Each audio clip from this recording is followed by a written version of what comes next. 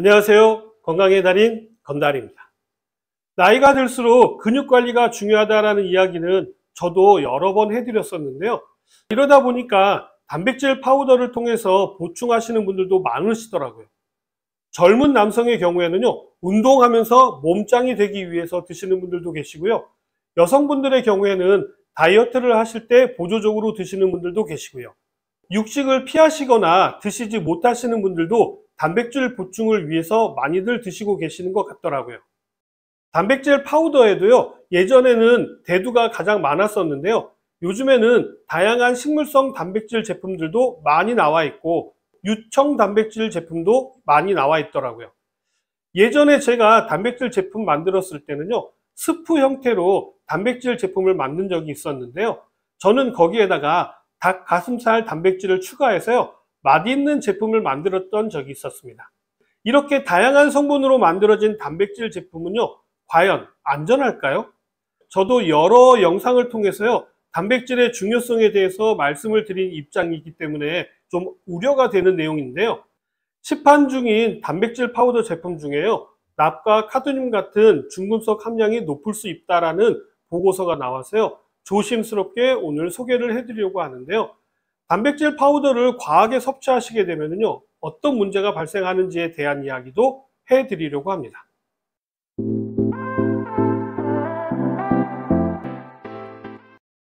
단백질 파우더는요, 근육을 만들기 위하여 운동하시는 사람들에게는 필수 식품이 되었고요. 나이 드신 분들에게는요, 근육을 유지하기 위해서 필수 식품이 되었고, 다이어트를 하시는 분들께도 식사 대용식으로 사용되기도 하고요. 매끼 양질의 고기를 챙겨 드시기 힘든 분이시라든지 성장기 어린아이나 청소년들에게도요, 널리 사랑받는 식품이 되었습니다.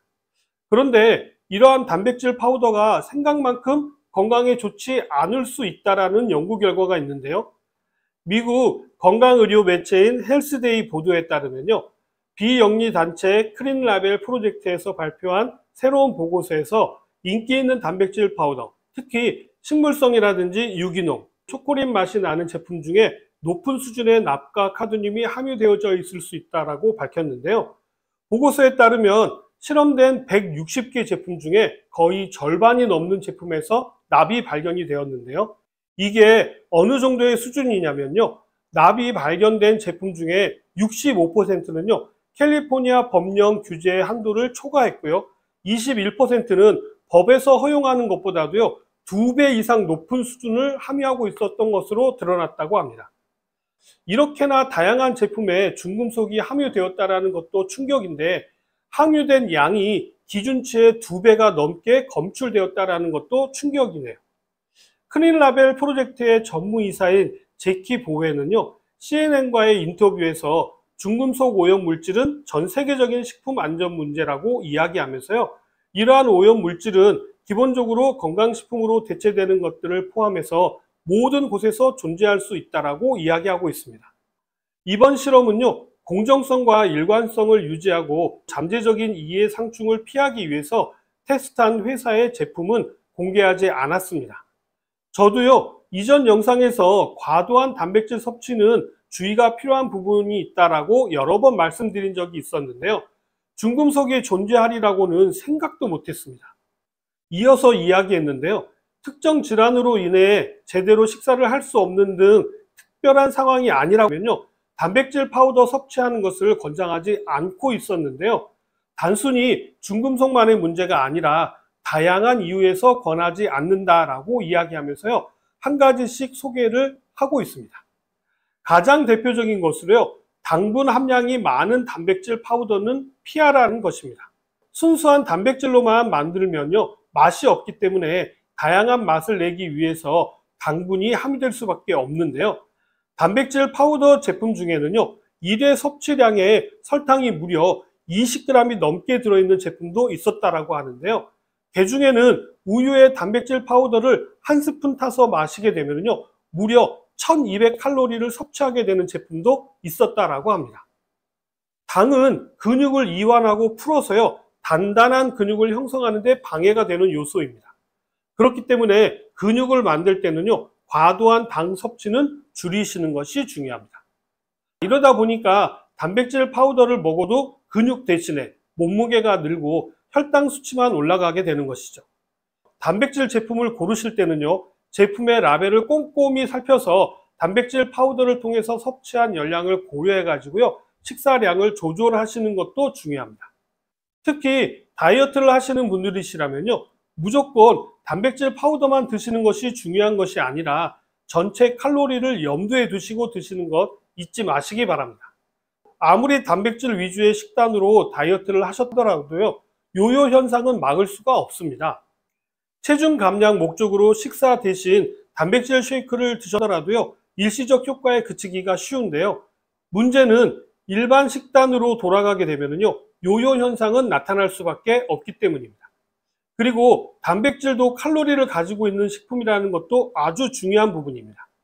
단백질은 탄수화물과 같은 칼로리를 가지고 있기 때문에요, 그냥 밥을 드시는 것과 같은 칼로리를 함유하고 있습니다. 일부 단백질은 탄수화물과 같이 지방으로 저장이 가능하다는 것도 잊으시면 안 됩니다. 문제는 이것으로 끝나지 않습니다. 단백질이 지방으로 전환이 될 때 발생되는 질소 노폐물은요, 우리의 간장과 신장을 통해서 대사가 되어서 소변으로 빠져나가게 되는데, 이때 우리 간장과 신장 등에 무리를 줄 수가 있어서 각별한 주의가 필요합니다. 특히 간장이나 신장이 안 좋으신 분들은요, 단백질 파우더를 드실 때 전문가와 충분한 상담을 하신 후에 적정량만 드셔야 합니다. 다음으로 또 확인하셔야 될 부분은 식품 유형인데요. 대부분이 기타 가공품으로 분류되어져 있을 겁니다. 특수용도 식품 중에 영양 보충용 식품도 간간히 있고요, 건강기능식품도 있을 겁니다. 그러나 조심스러운 것은요, 기타 가공식품의 경우인데요. 기타 가공식품의 경우에는 식약처가 직접 관리를 하지 않는 품목이기 때문에요, 규제가 까다롭지 않다라는 것입니다.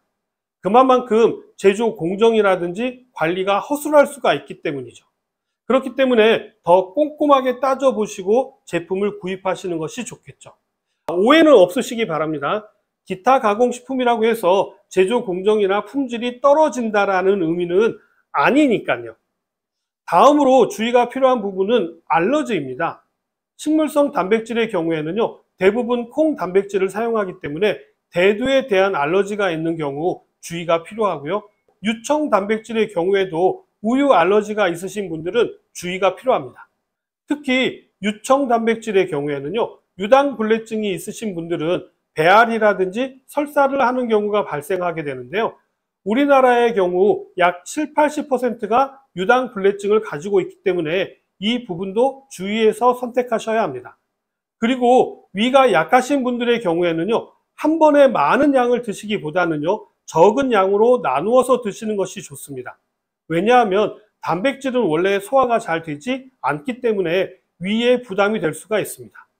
이 밖에도요, 예전에 말씀드린 것처럼 통풍이 있으신 분들이시라든지 신장이 좋지 않으신 분들은요, 전문가와 상담을 통해서 적절한 양을 조절해서 드시는 것이 중요합니다. 자, 오늘은 단백질 파우더를 드실 때 주의하셔야 할 부분에 대해서 말씀을 드렸는데 어떻게 좀 도움이 되셨나요? 그럼 저는 다음 시간에 다시 찾아뵙도록 하겠습니다. 감사합니다.